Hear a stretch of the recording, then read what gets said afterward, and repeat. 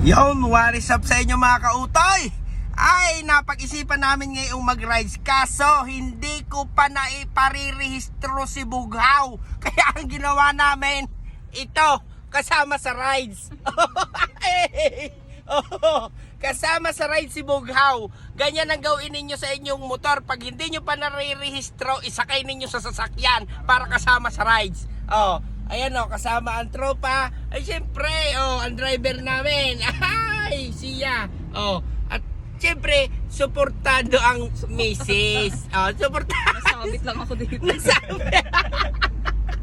Di ba? Ganyan ha. Ganyan yung mahalin ng inyong motor. Ganyan, isama nyo sa kasama yung anak, katabi ng anak yung yung motor. Yan, ganyan. Ha? Tingnan ninyo maya-maya kung anong gagawin namin kay Bughaw.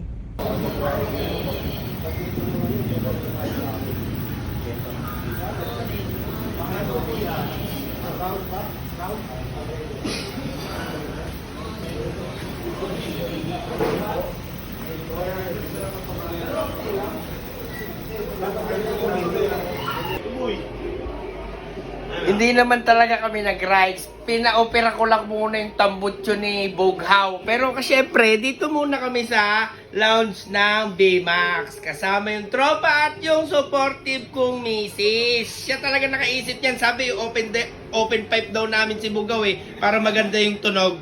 Yung parang tunog na bam bam bam bam bam bam. Ganda!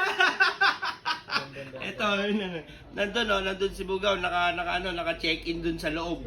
Andun, papalitan ng tambutso. Titingnan natin ang diin ng tunog para naman may pampaingay tayo sa New Year. Siyempre, palamig-lamig muna kami dito sa sa loob ng waiting area. Plastic couch.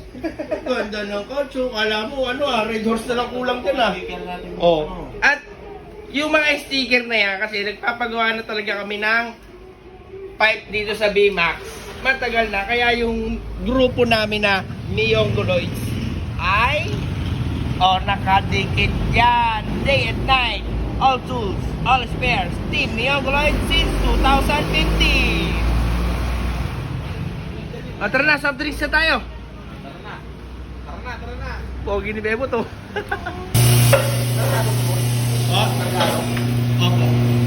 Ano 57 big bags?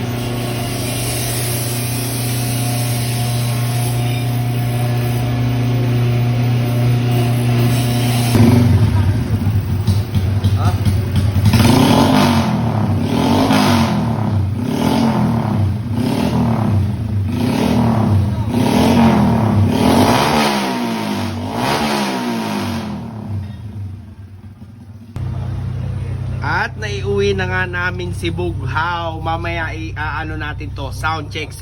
Bot, baba muna natin to si Bughaw para ma-sound check na natin yan dun sa shop. Sound check muna, bot. Sound check na namin kanina dun sa B-Max pero syempre, paparinig namin dito sa